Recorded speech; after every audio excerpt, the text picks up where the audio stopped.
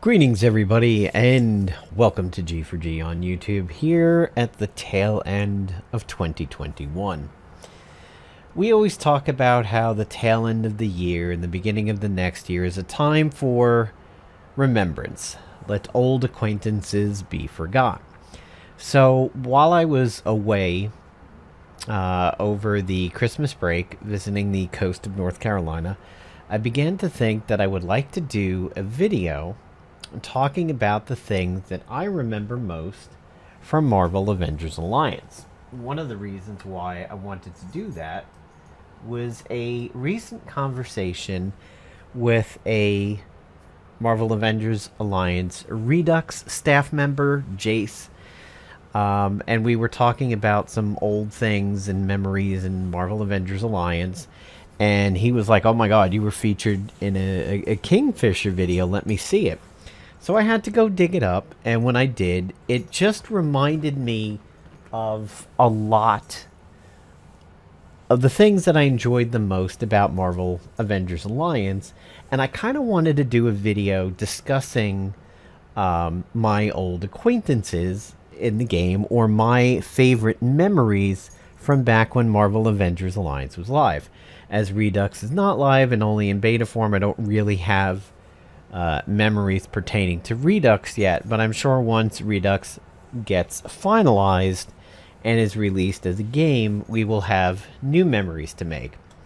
So one of the memories that I definitely want to bring up is this video from Kingfisher, the one where he had the thing is invincible in PvP.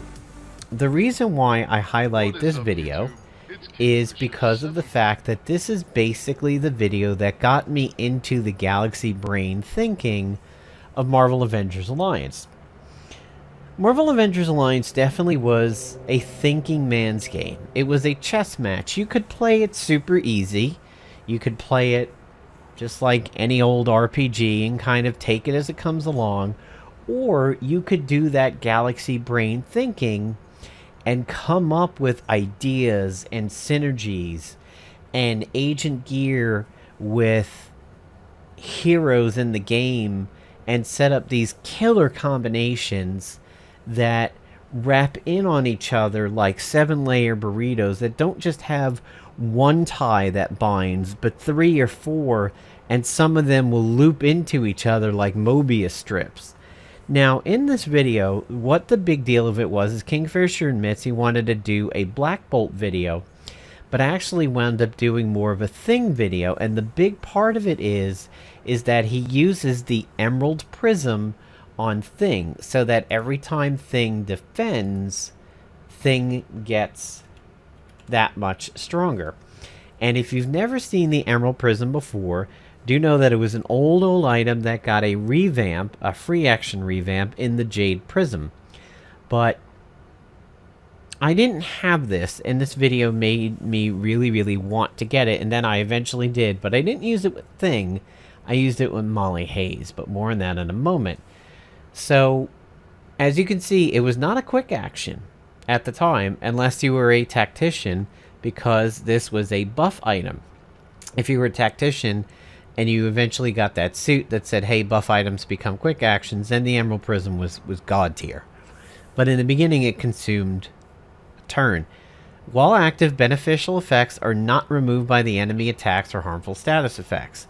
So that means if you have strengthened, you can't get weakened, and it can't be purged off of you. Gains stacking damage increases when attacking while active, and gains stacking defense increases when being hit while active. So in this video, he used this part of it to basically make Thing to be a giant stone wall because of the stone wall ability. And every time Thing got attacked while the Emerald Prism's glow was on him, his defense went that much higher. Plus, of course, the stone wall ability made it also go that much higher. So he just was basically becoming invincible. Now here, and also of course ambient particles did the exact same thing. Ambient particles also increased his defense, and I think it did stamina restoration. So that was the video that really made me begin to think, my god, things you can do in this game, and I started experimenting, trying to find ways of doing what Kingfisher did, but without the Emerald Prism. And I think at the time I started trying to, like, farm the Norn Stone or something like that. Just something that did a similar item to the Emerald Prism, which was a PvP Tournament Season 10 reward, which is where you got Bishop. And you might say, Napalm, you were solid for so long in MAA, why didn't you get that as a PvP item? And that is because for a long time, I did not push PvP. There was a definite, and this is another memory, there was a definite period of time where in Marvel Avengers Alliance, I was what I called the 24-hour cycle. I was behind the 8 ball because I didn't really have silver. Because I logged in, I ran what little jets I had at little upgrades that I had, and then I logged out because I didn't have the silver to do anything. I was having trouble training and recruiting characters and all of that. And that reason was because I only had real life friends that played Marvel Avengers Alliance as my allies. I never went and looked for a Marvel Avengers Alliance friends page. Because at the time, since social media was so new, the concept of inviting strangers to your Facebook just so you could game with them was really weird. And I had to talk myself into it. I was like, well, I could kind of put them on a list and isolate them from seeing my bullshit. I didn't have to see their bullshit. And really what broke the game open, probably the single biggest thing for me as a player, not a content creator. The content creator, that video from Kingfisher, was the biggest thing for me. But in terms of playing the game, the best and biggest thing I could have ever done for myself was find one of those pages where it's like, hey, post if you need Marvel Avengers Alliance friends. And I did, and I maxed out my agent allies, and I was able to staff my jets, and I was able to collect silver, and I was able to visit other maps and get the points and the silver and all of that crap, the energy that eventually I ended the game with like 50,000, 2 energy tokens and whatnot. That was the thing that changed Marvel Avengers Alliance from this casual game to one that I really went balls out on. And it was right around the time of like Ares and Rescue is when I started really taking off with this game. And honestly, it was getting over the fact of adding people I don't know to my Facebook just to have them in Marvel Avengers Alliance. So in this video over here, I wanted to bring this one up as a memory because this video is where Kingfisher happens to fight my defense. Now, Kingfisher and I never communicated back at the time, so he didn't know me. I just simply was a fan of his videos. And I happened to be watching this video one day, and all of a sudden I see my team come in. And I'm like, holy shit. Kingfisher is fighting my defensive team. So let's turn on the audio so you can kind of hear his reaction to my defense. We're going to be facing a Molly Hayes and Breaker of Worlds team. And of course, Molly Hayes can get a little bit scary. Plus, they're all bruisers. And Spitfire, of course, is a scrapper. To begin, we kind of have to pick and choose wisely. So we're going to go with Null, who doesn't have Watchful Eye or the Elite E-ISO. Honestly, we're just kind of winging this one. It's going to be difficult. They even have the Mystic Shroud, which makes things even harder. But here goes Fiery Fists.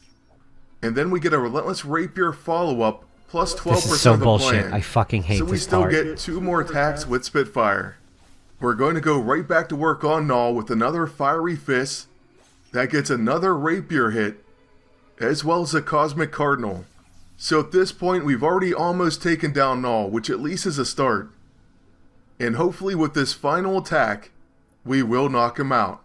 We're actually going to use Voracious Vixen, which has Fatal Blow, and put Spitfire right back to full health and stamina.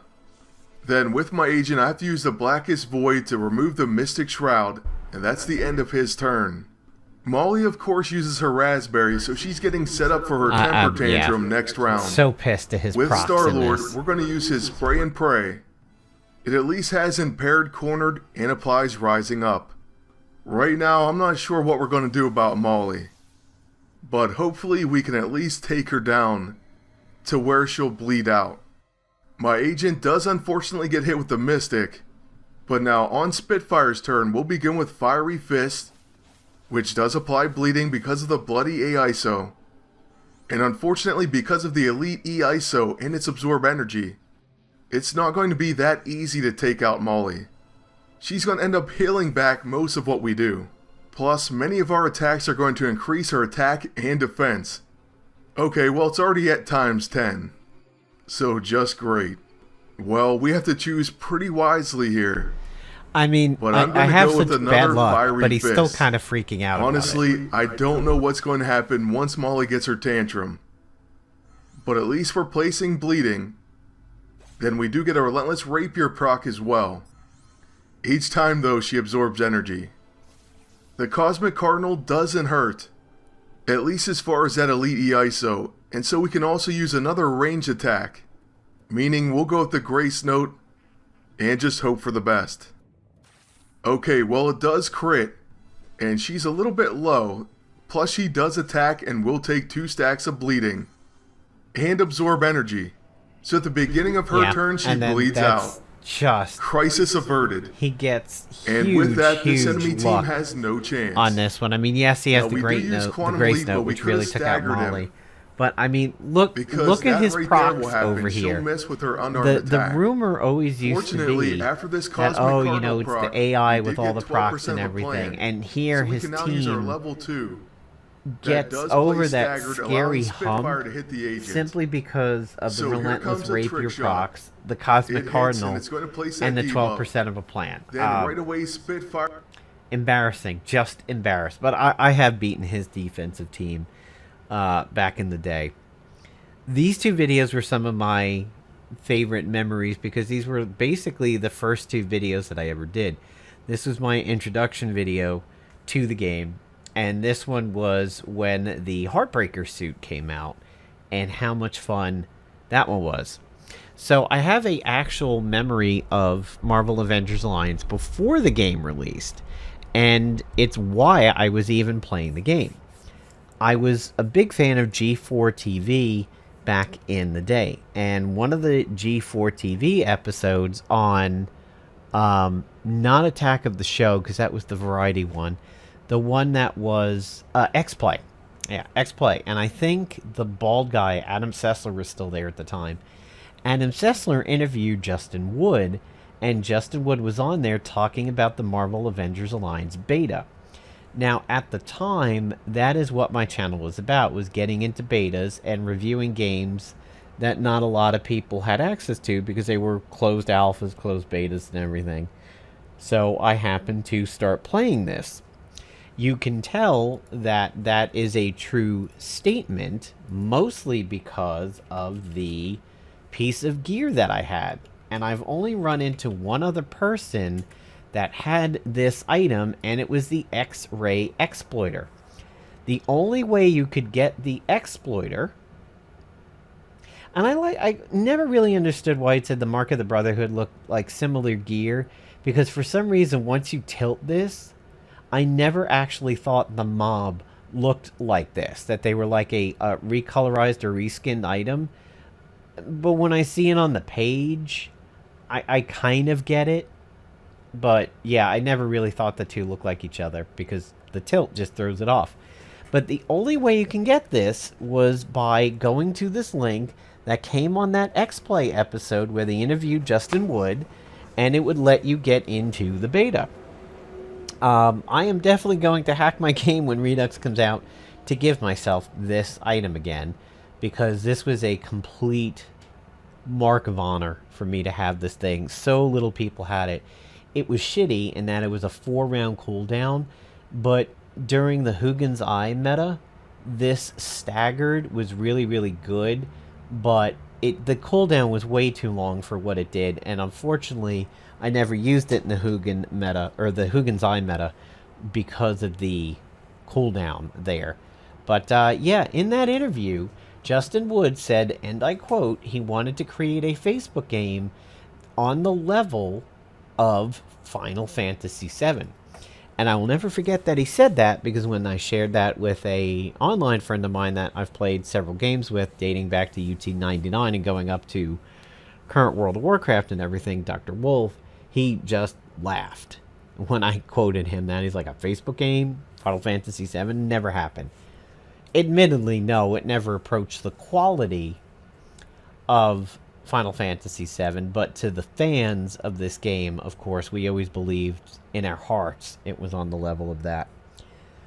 Next big memory I have is doing a lot of teams with Molly Hayes. So my first really, really big favorite one was this one, which was Team Molly's Fist. These guys were my favorite PvP meta of all time. What Hafe in his unnerfed form could do, and what Molly Hayes in her unnerfed stamina form could do, was off the charts. And this is where finally I could execute that Emerald Prism setup that Kingfisher did so many years ago with Thing. The thing that was, no pun intended, the thing that was different between our two teams was that when the Emerald Prism was applied to Molly Hayes, not only was she taking advantage of the defensive boost when she would do the raspberry, but also the offense when her tantrum would happen. As long as the glow was on her when she went into her tantrum, she just kept getting stronger and stronger and stronger, so that if you had one character left who was really hard to beat, she was a murder face at that point. And I have screenshots of the huge amount of damage in PvP that Molly was able to do. So I had the weather control device to exhaust people, I had the cube, and I had the steps of Shu Lao, and then you could see Heroic Age Iron Fist over there. So this was one of my fondest PvP meta memories. I also had a team that I never used in PvP, but I designed a team around her causing bleeds with the Pulpy ISO and using bleed-related items on the Agent and Black Knight. Because if you remember, Black Knight has Blood Curse, and it says slashing weapons will do bleeds. So if you ran a defensive sword, something that would tank like the Guardian or the Knight, and you did counterattacks with that sword, you would cause bleeds. Molly would cause bleeds off of the Pulpy, and then Black Knight would go apeshit. And if you had the Devourer would go apeshit too. This team was also a lot of fun. Capsaicillance, which was Captain Steve Rogers, and Pesty. Basically, Pesty ensured that all of Captain Steve Rogers' debuffs would stick, and CSR was an underrated toon I found in the game. Not a lot of people used him because they preferred Cap as a tank, but CSR was a complete Swiss Army knife. One of my next favorite memories of MAA was coming up with the Team Craven Blood, and that was Mobius and Craven. Mostly was all about poisons, and it was all about bleeds, and people voted this one of the best team names that I had ever come up with, and said things like, quote, savage team naming over there. So that was really a lot of fun creating that team. And over the years, one of the favorite things that I did, and unfortunately reordered itself over here, was coming up with good team names that represented the team. Like Voodoo Spiral was one of my favorites, which was Dr. Voodoo and Spiral. Spitgun, which was Spitfire and Hogun, was also fun. And a lot of the ones that I designed around Union Jack were also a lot of fun to name those, because of just, Union Jack being in the name over there. So there were fun things to do there. So the rest of the stuff that I wanted to talk about here is more gear related. So one of my favorite memories of Marvel Avengers Alliance was finally getting the Mystic, because I didn't have it in the first run when it was so popular in PvP, but when I finally was able to get the Mystic, this was a glorious day.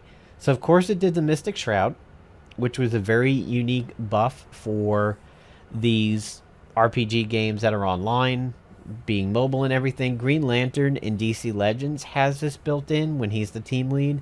But the Mystic Shroud said unless the Mystic Shroud was removed, you can't get debuffs in the first round of combat, or if you were fighting Pesty, or had your own Pesty. The interesting thing about it is the Mystic shut down the cube. If you popped an agent who was running the cube, it was not going to work thanks to obsolete tech. Really good counter to the cube meta, but people often use them together, actually. The cube could counter the Mystic could counter the cube. Really wonderful thinking by Playdom on that one. Earning the Savant Spear. This one is a little interesting because you probably don't think a lot about this gear, but I had a lot of friends that were jealous that I ranked high enough in this PvP season to actually earn this thing. I wonder if this is the Angel season, I think. No, it's the Red Hulk season? Huh. Yeah, okay. So, apparently I got Diamond in the Red Hulk season. Generalized was a really, really powerful debuff at the time, and if you didn't take it off, it lasted 2 rounds, and you also got a shield on your friendly team. This was very interesting to know that I had a lot of people that were jealous that I got the Savant Spear, because I didn't really think that highly of it. Getting the cube was the next big memory. Finally finishing the task for the Odin's Cane. That sat unresolved in my... or the Odin Staff. Yeah, the Odin Staff. This sat unresolved in my task list for years and years and years because I couldn't get the things to finish it off. So that was on the side of my Marvel Avengers Alliance for years until I finally got it. Opening the Doomboxes, because we talked about this one recently. Waiting up till 3 a.m. on Christmas morning, trying to open the Doomboxes the year they came out, like I was a goddamn 7-year-old waiting for Santa. That did things to me. It completely turned me into a single-digit child trying to get to those Doomboxes that we had been waiting to open for weeks. And just staying up, like, I knew I had to get up early because, you know, I was at my parents, and we tended to get our Christmases going a little bit early at that point. I mean, I'd say maybe like 10 in the morning, but there it was at 3:30 in the morning. I'm like, come on, let me in the goddamn Doomboxes already. Next memory, my first Ada season, and that was somewhere around the Rocket Raccoon season. I know I didn't get it during Agent Venom. I happened to be telling my girlfriend that that Agent Venom was the PvP season reward, and she's like, "Oh, you got to do well in this season. You got to get him. He's Haas." Agent Venom was never Haas. God, I hope Redux does some good things for him, because Agent Venom, I think, was just not very good. He's a great debuffer. He's a good infiltrator, but I didn't find him to be that strong of a character. But Rocket Raccoon and Karnak. This was around, yeah, somewhere around here. 15 is when I started getting Adas all the time. And there was somewhere I'm like, I'm not going to get it this season. Nope. That once I hit that first Ada, I never looked back. The one season where I really, really wanted to get a certain level was this goddamn Beyond Corp can opener. When these started dropping in the incursions at the end of the game, I prayed that I would get this thing, because it eluded me in the season where it was a reward. And then the very next thing after the season was up was all the Robo ones from the arcade Spec Ops, like Robo Cage and Robo Hafe and everything. I was like, damn it. How cool would it be to hit mechanical items with mechanical stress? But I always wanted this piece of gear, never got it. So that is definitely a big memory. Speaking of PvP seasons, I did play during the Angel Free-for-All season. So I was one of those people who did get Angel for free because they screwed up that particular season. And anybody who actually did enough attacks in that season were able to go ahead and get Angel for free. However, it did cause issues a little bit later in the game where you saw people as having Ada on their record, but if you look, the only Ada that they ever got was the Angel season. One of these seasons around here somewhere was the Rocket season. Everybody got bumped up one. So if you finished in gold, you went to diamond. If you were in diamond, you went up to Vibra to Ada. But maybe it was the Hogun season, I think, or the Agent Venom one, where Deadpool was causing so many bugs, they actually extended the season a week. And that really irritated me because you're pushing in that final weekend, and you're making sure your defense is getting countered if you're dropping, and then they made you do another weekend of it, and you're like, oh god, I gotta do this again. That was stressful. That was in here somewhere, so I definitely remember that.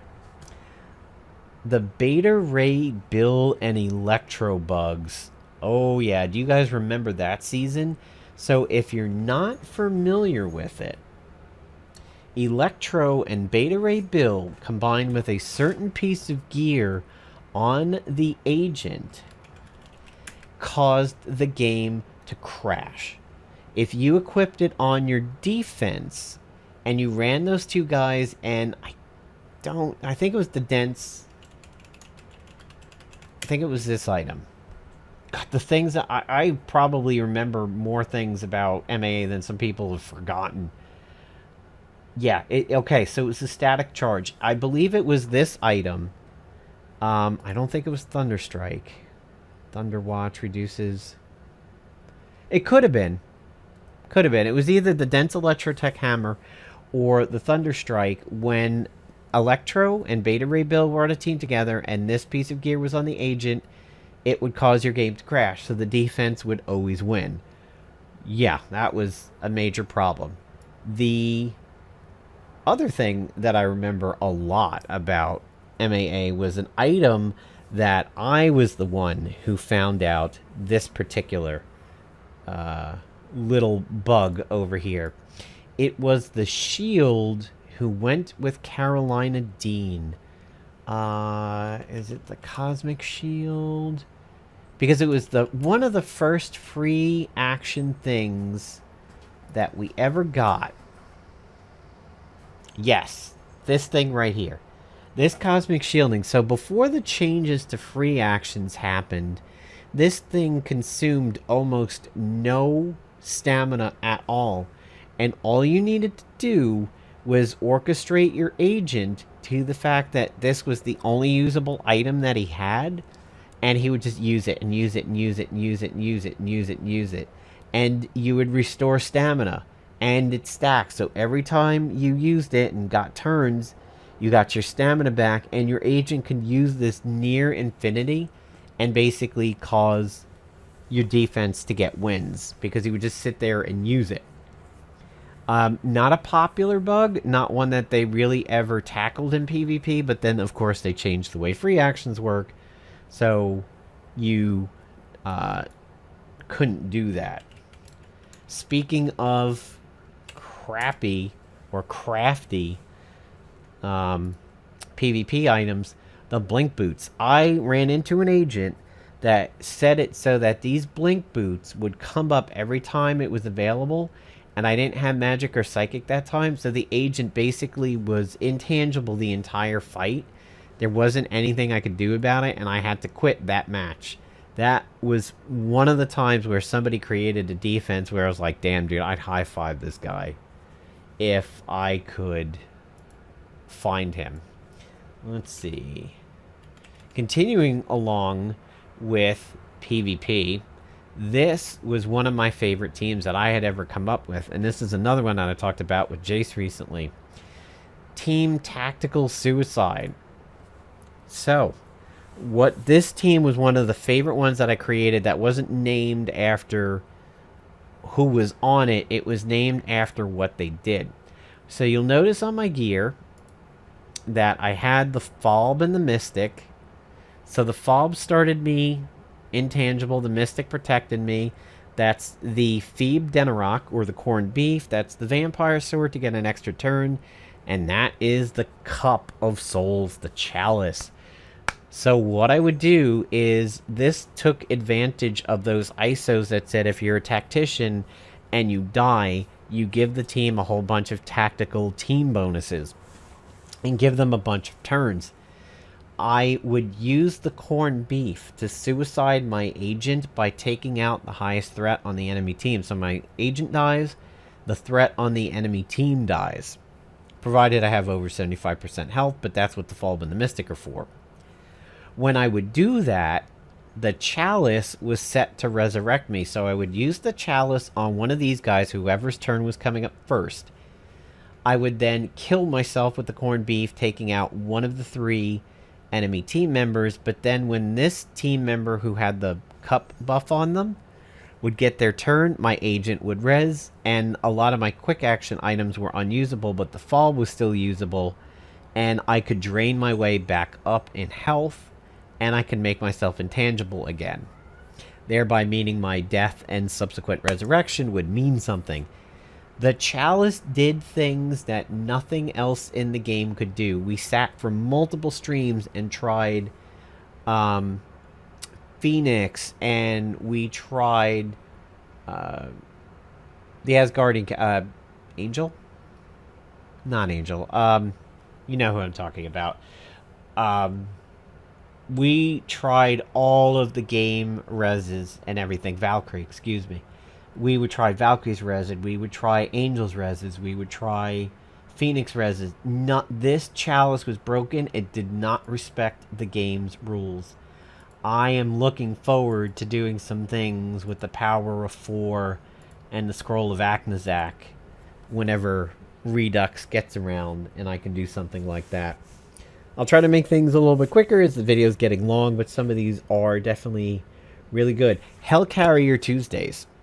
From the Hellcarrier on Tuesdays, when I started streaming Marvel Avengers Alliance, and I would stream every day in 2015 and 16 until the game died, I would always respect the From the Hellcarrier half hour or hour that they did, and I would never counter stream against them. I did once, and somebody brought it up to me, and then I never did it again. I would always stop the stream, we would watch From the Hellcarrier, and then we would start the stream again. Now, if they were doing wrap-up videos like PvP and things like that, I would counter stream against them, but I respected From the Hellcarrier's position in the community enough to not try and split the viewer base. Speaking of that, I do have Agent Antidote Deer on my Facebook as a friend, but he hasn't posted since 2018, so I don't know what's happened to him. But I will always remember that time Antidote Deer did a segment on From the Hellcarrier where he thought Thing was one of the best characters in the game, and my audience, we just kind of looked at each other, was like, what the fuck did we just hear? Thing? And I will never forget Antidote Deer's complete love affair with Thing when it didn't make sense because it was so late in the game. Thing was trash, but okay. The Rescue OS meta. Do you guys remember that one where it was all Omega Sentinel and Rescue for defense down the stretch of everybody's PvP? These guys had so much shielding and health restore that they were run on defense all the time just to slow your defensive fights down so that you hopefully didn't take a lot of losses in the last couple days in PvP. And my god, was this a pain.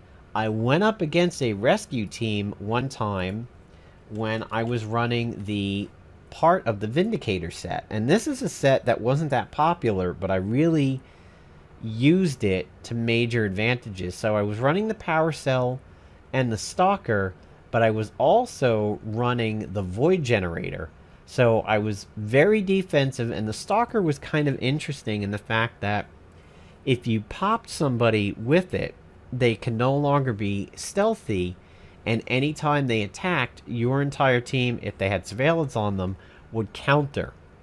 I would love to recheck this piece of gear when Redux comes out and try to invent teams around it that like to join in on counterattacks and follow-ups like Hafe and Rocket and Hogun and Spider-Man Noir. I think this could be a good piece of gear. The other gun that I remember really liking was the silenced Well-Rod pistol. This is another piece of gear that went low on people's radars, and they don't realize how good this piece of gear is. The reason why this gear is good is that it's stealthy and it's a ranged gun that creates combo setup. So what happens if somebody is flanked on the enemy team? When you hit them, you did a follow-up. Well, your agent, if your agent shoots a flanked enemy member with this gun, they get combo set up, and your agent, anytime they do a counter that's not weapon-based or they do a follow-up, it's always a punch. So, all you need to do is get somebody flanked, shoot them with this gun, and then you follow up the gun hit with a fist hit that does extra damage because of combo setup. Lovely little gun, isn't it? This is what I mean that, Marvel Avengers Alliance was a thinking man's game. Nobody put this together that, wow, what a combo this gun is, because you immediately follow it up with the thing the debuff sets you up for. Some of my other favorite metas in PvP were, of course, I talked about Captain Steve Rogers and Pesty. Molly and Pesty was okay, mostly to get Molly's debuffs to stick. It sort of was a dark version of Molly's Fist. I used it for a while. As a matter of fact, I have a super embarrassing video on YouTube that I clipped from a Twitch stream where Molly saved the day by eating candy twice in a row in a PvP match after I was stupid and was debuffed by the enemy Pesty, and I hit my own team and I wiped a team member out because I was stupid, not paying attention. I almost cried over it. Not for real, but yeah, stream crying over it, and then Molly completely restored the match by eating candy twice. Molly and Hafe, of course, was one of my favorite metas. And then when Molly took the stamina nerf, I moved over to Hafe and Amazing Spider-Girl in her suit, but then Amazing Spider-Girl got nerfed. So when she dropped as this, and then she had that uniform. Is this the one that's actually the uniform? This is the one that is the uniform. She was really, really good with Hafe. And the things that she did, like the magnetic maneuver and the uppercut, were really good. But then she got nerfed, so I moved on to Hafe and Elsa. Unfortunately, what countered Elsa was the Deb. When the Dark Energy Blade came out, Elsa was not doing as well.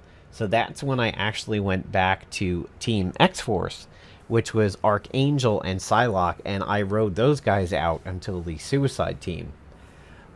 Team Spitfire, and Cloak and Dagger was a fun meta for me. And then at nearly the end of the game, Faiza and Cloak and Dagger was really good. Everybody used that a lot. People hated them. The worthy meta I never really used on offense, but I definitely had the worthy meta on defense. Now, there was a big deal in my clan, Adamantium Process, over Spider-Woman and this ISO. So much so that you would get kicked out of Adamantium Process if you were running this combo because they believed it was an exploit. And Adamantium Process split down the middle on how they felt about it, and some people branched off. I stayed, but I used it. I just never got caught. So, Storm God approached me because of doing the YouTube videos. It's like, hey, I've got an alliance for you. Do you want to join it? And I'm like, really? He's like, yeah, you're as well known as Kingfisher. We'd love to have you. I'm like, I know I'm... Oh, okay. So, if you remember with Escutcheon and Spider-Woman, when you had it equipped on her, she drained excessively. She drained like Red Hulk. What the actual bug was is that if the character could not be stunned, you drained twice instead of once.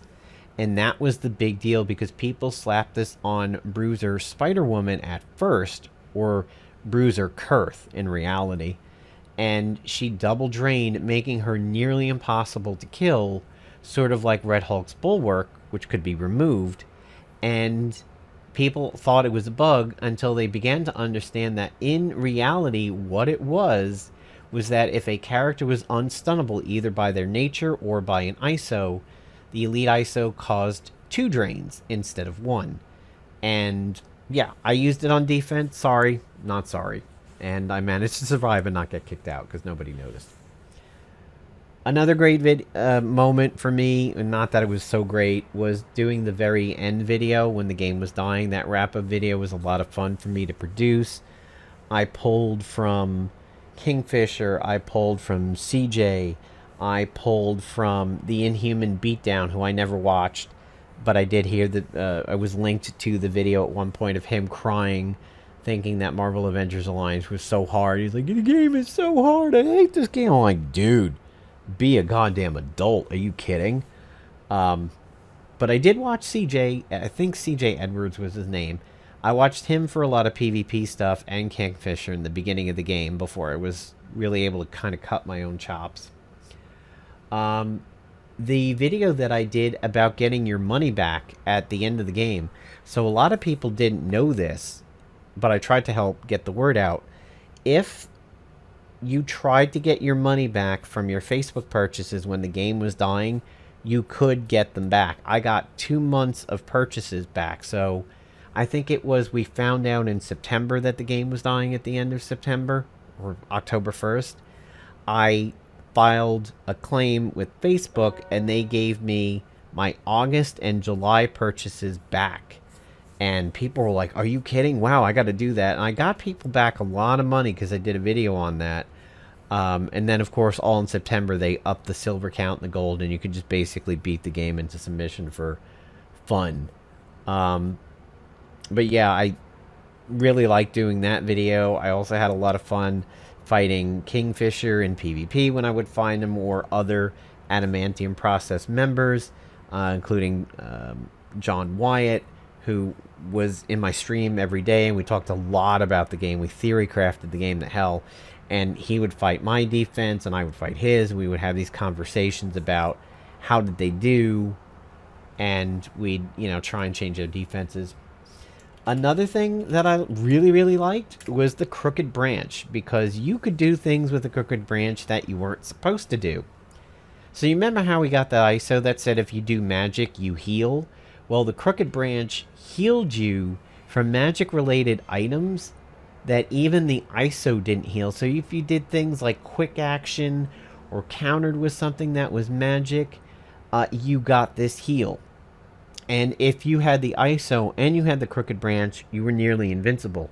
If you had the Crooked Branch and the ISO for magic that healed you, and you had something that increased your healing, you were nearly a god. The Crooked Branch was broken badly, but it was fun. Similar to that, I also liked designing teams about the Rectifier, because it was essentially the electronic version of the Crooked Branch. Anytime you did energy attacks, you healed. So you could combine the Rectifier with the Bishop or the Cosmic Cardinal, and you could heal your agent for free. So for example, if somebody attacks your if your Spitfire attacks, like in that Kingfisher video we watched, and your Cardinal fires off an extra attack while the Rectifier is on, you would heal. And yeah, really fun piece of gear. This was a great piece of gear to design teams around, and I did quite a bit. Another thing similar to it, the Thunderstrike. God, well, no, this isn't it. Damn it. Where is that Thor? Oh hell. There's a quick action item. I think I can find it from Static Charge. I'll know it when I see it. It has like the wings on a stick. Oh, where are you? No, not the Bug Zapper was weird. It was not a bad item. I tried to make teams around the Bug Zapper. was really kind of hard to do. Sparkplugger was fun. Oh, where is... I thought it was Thunderstrike, but it's not. It's the electrical item on a stick. Maybe I can find it here. I will definitely know when I see it. Stun Baton was fun. That's that free set. This was a good poor man's PvP item. This is the smart set. The smart set was really fun before they nerfed it. Man, where is that thing? It looks like bird wings on a stick. Damn. I'm not going to be able to find it. Ah, that sucks. I'm sure you guys know exactly what I'm talking about. I thought it created static charge on the enemy team. It worked really, really well with Thor and Beta Ray Bill.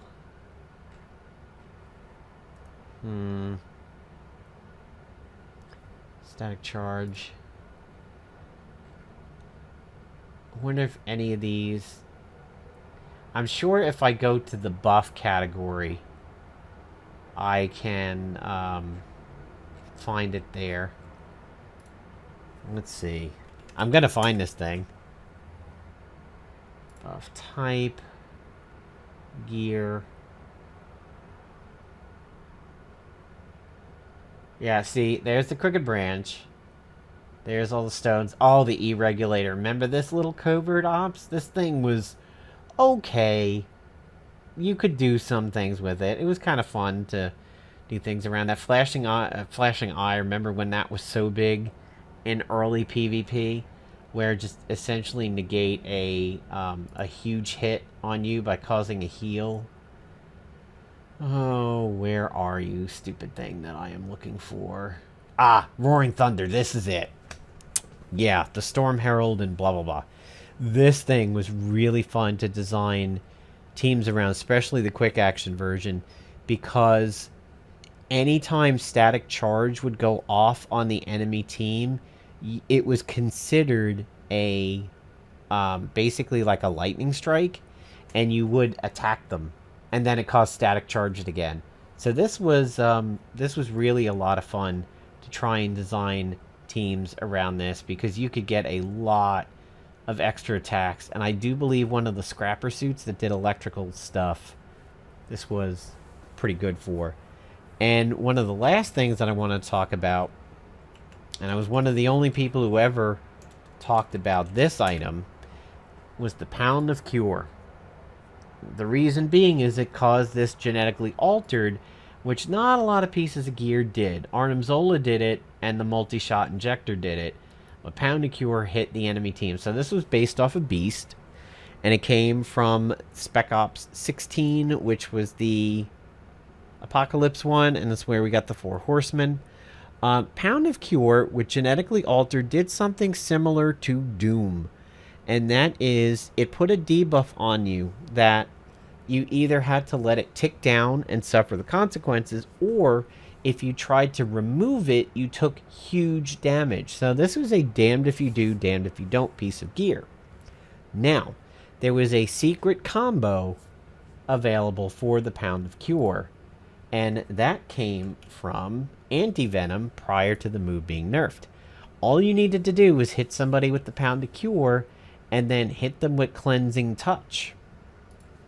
Why this worked is because it removed both harmful and beneficial status effects. So, if you hit him with Doom, if you hit him with Genetic Alteration, and then Anti-Venom came by and hit them with Cleansing Touch, it removed the debuffs and caused huge unavoidable damage. So if you hit them with Doom and Pound of Cure, and then pop them with Cleansing Touch, massive damage done to them. And not only does this already deal with 30% of their health, the removal of things like Doom and Genetically Altered were probably enough to kill somebody. So everybody remembers hitting them with I Am the Cure and then crusading them for huge damage. But this was a secret little combo that worked great with like Gamora and genetically altered and things like that. So I'll close the video with one thing that I tried back in the day that unfortunately didn't work the way that I had hoped. So there are things in the game that consume a debuff. And there is a... let's see, was it Hunger Pangs? Agony gains consume. It was something that says consume bleeds for extra damage. And I thought what might work is that if you were using Pesty, or you applied internal bleeding, which was non-removable, and then you used a consume... let's see, consume bleed. Yeah, not really able to dig it up. There are some abilities in here that consume bleeds for extra damage. I was hoping that if Pesty was on the field, since debuffs can't be removed, that consuming would do the damage, but then not remove the bleeds and leave it on there. Turns out, did not work. I teamed up Quicksilver and Pesty. I used Quicksilver to apply bleeds early on. Maybe actually Beast is the one who can do it. Let me check out his Pesty skin over here. Jekyll and Hyde. Now, well, he exploits attrition. Off balance, cornered. Maybe it was an ISO that did it. And I equipped it on Jekyll and Hyde and it didn't work. Yeah, but no, it turns out that just because Pesty is on the field, you cannot lock in a debuff under a consume mechanic. So I think that kind of shows you that sometimes Playdom really got their coding right, even if it sounds, you know, counter-indicated over there. You would think that if Pesty's on the field and you could try to consume a debuff, that Pesty would leave it there, but consume definitely had the higher stack order. So that was one of those experiments that I tried on the game that actually didn't work. So there you go, guys. Sorry the video is really long, but there was a lot to talk about on this one. I may even still come up with more on follow-up videos, but there is my end of 2021 remembrance of things Marvel Avengers Alliance related. Talked about some gear, talked about some team setups, some PvP meta. So what were some of your biggest memories back when MAA was live? What were your favorite PvP teams to do, both offense and defense? Because creating a defense that didn't lose everything they ever faced was a definitely a big deal. So, like, what were some of your favorite attacking teams and defending teams? Also, what combos, and this is what I really want to hear, what combos did you guys make that you were really, really proud of? Like, where I had mentioned Team Craven Blood. It was a great name, but it was a great name for a fun team that was unique for my head and didn't come from somebody's video or website. My love of the Devourer was my own love. The Splinter of Night and how it follows up on people who have Dark Void, but it also causes Dark Void and can get into extra attack situations there where you can almost go nearly infinitely if you have luck on your side there.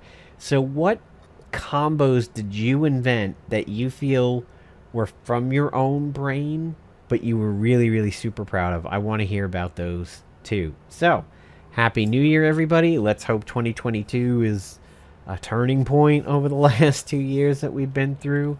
And yeah, I will see you guys on the flip side. Have a good one.